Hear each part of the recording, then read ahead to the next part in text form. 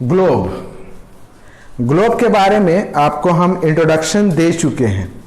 आप पिछला लेक्चर अगर याद होगा तो ग्लोब के बारे में हम आप लोग को बता रहे थे कि हमारा अर्थ जो है वो काफ़ी ह्यूज है, काफ़ी बड़ा है और हम एक बार में पूरे अर्थ को नहीं देख सकते, पूरे अर्थ को ऑब्जर्व नहीं कर सकते। तो अगर हमको अर्थ के बारे में स्टडी करना है, उसके स्ट्रक्चर को समझना है, उसका कहाँ पे कौन सा कॉन्टिनेंट है, कहाँ पे कौन सा लैंड है, कहाँ पे वाटर है, तो फिर अर्थ को कैसे समझेंगे। तो उसी के लिए एक मॉडल बनाया गया है जिसको हम लोग ग्लोब कहते हैं और उसके बाद हम आपको और भी बहुत कुछ बताए थे। अभी फिर हम लोग ग्लोब के बारे में ही स्टडी करते हैं। तो globe is a model of earth. Globe जो है ना वो अर्थ का मॉडल है। ग्लोब क्यों बनाया गया है? तो इसलिए बनाया गया है ताकि हम पूरे अर्थ को समझ सकें, देख करके समझ सकें कि आखिर जो अर्थ है उसका क्या स्ट्रक्चर है और कहाँ पे क्या क्या चीजें हैं। आप जानते हो ना कि अर्थ पे जो पूरा अर्थ है, अगर आप इस ग्लोब को देखोगे, स्कूल में भी होता है, लगभग स्कूल में ग्लोब होता है, तो ग्लोब को देखोगे तो यहाँ पे एक स्टैंड है, स्टैंड के ऊपर देखोगे ना तो इस तरह से बीच में ग्लोब रहेगा और यहाँ पे ना एक बीच में रॉड लगा रहता है, पिन टाइप का, इस तरीके से, और उसी पे वो स्पिन करता है। उसको एक्सिस कहा जाता है। जहां से वो स्पिन करेगा, गोल गोल घूमेगा, मतलब अगर इसको घुमाओगे तो यहाँ पे फंसा हुआ है, यहाँ फंसा हुआ है, यही से ना गोल गोल घूमेगा, तो इसको हम लोग एक्सिस कहते हैं। ठीक, जहां से वो गोल गोल घूमेगा। तो अब ग्लोब का मतलब कि जो ऊपर का जो टॉप मोस्ट पार्ट है, एक्सिस तो समझिए, जहां से वो स्पिन करता है, जो सबसे टॉप मोस्ट पार्ट है उसको हम लोग पोल कहेंगे। पोल, जैसे अगर हम लोग अर्थ को फर्दर हम लोग ऐसे ड्रॉ करें, ऐसे तो ये ऐसे खींचा हुआ है ना, अगर मान लीजिए कि ये अर्थ आपका इस तरीके से है, ठीक, तो ये सबसे टॉप पार्ट है ये और सबसे बॉटम पार्ट है, ये दोनों को हम लोग पोल कहेंगे। ऊपर लेफ्ट पोल को कहेंगे हम, इस पार्ट को कहेंगे हम लोग नॉर्थ पोल और नीचे वाला को कहेंगे साउथ पोल। ठीक है ना, north pole and south pole, सबसे ऊपर का नॉर्थ एंड साउथ। क्लियर? उसके बाद आता है कि अगर आप देखिएगा कि बीच में यहां ग्लोब का जो है ना, बीच में एक लाइन खींचा हुआ है जो इस अर्थ को दो इक्वल पार्ट में बांट रहा है, ऊपर एंड नीचे दो इक्वल पार्ट में बांटता है। इस लाइन को हम लोग कहते हैं इक्वेटर। इक्वेटर एक ऐसा ही इमेजिनरी लाइन है, ऐसा नहीं कि पूरा अर्थ पे अगर आप कहीं खोजिएगा, ढूंढिएगा कि कहाँ पे ये लाइन है, चलो ढूंढते हैं, देखते हैं कि कौन ऐसा लाइन है जो हमारे अर्थ को दो पार्ट में बांट देता है। क्या कोई ये पहाड़ है, कोई दीवार है? नहीं, इट्स ए इमेजिनरी लाइन, हम लोग इमेजिन करते सिर्फ। तो एक इमेजिनरी लाइन है जो अर्थ को दो इक्वल पार्ट में बांटता है और इसको हम लोग क्या कहते हैं? इक्वेटर। इक्वेटर से ऊपर वाला पार्ट को कहेंगे हम लोग नॉर्थन हेमिस्फीयर। हेमिस्फीयर मतलब आधा गोला। अगर हम लोग आधा से ऐसे करोगे ना तो देखोगे कुछ ऐसे बचेगा ना, स्फीयर। स्फीयर मतलब पूरा गोला होता है, हेमिस्फीयर मतलब आधा गोला। तो ऊपर का पोर्शन को हम लोग कहेंगे नॉर्थन हेमिस्फीयर, नीचे का पोर्शन को कहेंगे साउथन हेमिस्फीयर। स्फीयर और हेमिस्फीयर, हेमी मतलब आधा। अब अगर अपने ग्लोब को देखोगे तो ग्लोब में बेसिकली हम ऐसे भी जानते हैं कि हमारा अर्थ जो है ना, या तो वहां पे वाटर है या तो लैंड है, दो ही पार्ट है। हमारे अर्थ पे 75% पार्ट जो है वो कवर है विद द वाटर एंड बचा हुआ जो पार्ट है वो आपका कवर है विद द लैंड। अप्रॉक्स हम लोग बोला था 3/4 जो है वो वाटर है, 1/4 जो है वो आपका लैंड है। तो 75 वैसे अप्रॉक्स मतलब एग्जैक्ट नहीं।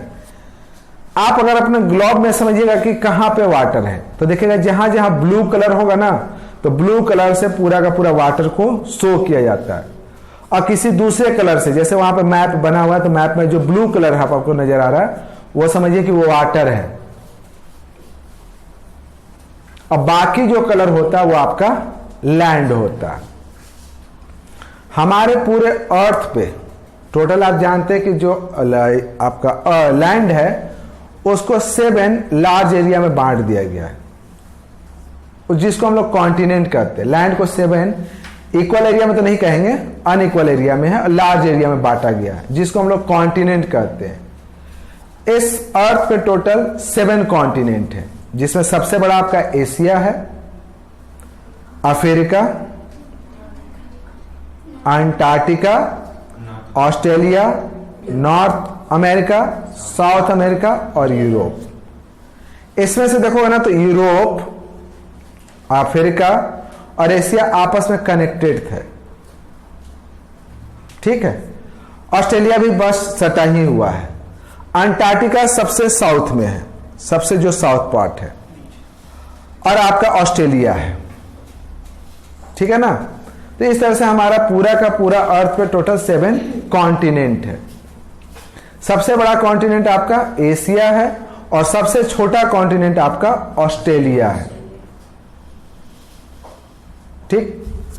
अब आते हैं हम लोग कि जो आपका वाटर वाला पार्ट है, तो वाटर वाला पार्ट को भी 5 बड़े एरिया में डिवाइड कर देते हैं, लार्ज एरिया में, जिसको हम लोग ओशियन कहते हैं। अर्थ पे टोटल 5 ओशियन है। पैसिफिक ओशियन, पैसिफिक ओशियन के बारे में आपको स्टोरी बताऊंगा कि पैसिफिक ओशियन को हम लोग पैसिफिक ओशियन क्यों कहते हैं।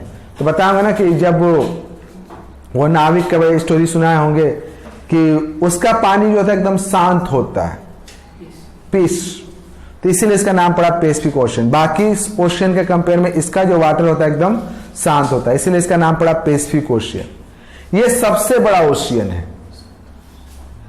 उसका आता है आपका Atlantic ocean, Indian ocean, Antarctic ocean और आर्टिक ओशियन। सबसे बड़ा आपका पैसिफिक ओशियन है, सबसे छोटा आर्टिक ओशियन है। अटलांटिक ओशियन को ही हम लोग साउथ ओशियन कहते हैं, सबसे साउथ में है। तो ये जो अटलांटिक ओशियन है ना, उसी को हम लोग क्या कहते हैं, साउथ ओशियन कहते हैं। तो आपको अभी तक जो आज बता रहे हैं इसमें आपको क्या क्या चीज समझ में आया। पहले तो आया कि globe it's the model of earth. Globe क्या, तो अर्थ का एक मॉडल है। अर्थ को हम पूरी समझ नहीं सकते, उसके बारे में स्टडी नहीं कर सकते, तो इसलिए उसका मॉडल बना दिए और उसको देख करके हम लोग आराम से बता पाएंगे कि अर्थ के कहाँ कहाँ पे वाटर है, कहाँ कहाँ पे लैंड है, एशिया कहाँ है, अफ्रीका कहाँ है, यूरोप कहाँ है, वैसे देख करके फिर कौन किसका नेबरहुड में है, कहाँ पे पैसिफिक ओशियन है। अगर इंडिया है तो इंडिया के नीचे में कौन सा ओशियन, एक इंडियन ओशियन छूट गया था, इंडियन ओशियन। इंडियन ओशियन भी एकमात्र ऐसा ओशियन है जो किसी कंट्री के नाम पे है। तो हम उस ग्लोब को देख करके इजीली बता पाएंगे। उसके बाद हम आपको बताएं कि बीच से एक इमेजिनरी लाइन है जिसको हम लोग इक्वेटर कहते हैं। ऊपर गए तो नॉर्थन हेमिस्फीयर, साउथर्न हेमिस्फीयर, तो कौन सा कंट्री नॉर्थन हेमिस्फीयर में है, कौन सा कंट्री साउथर्न हेमिस्फीयर में, इस भी इजीली बता सकते हैं।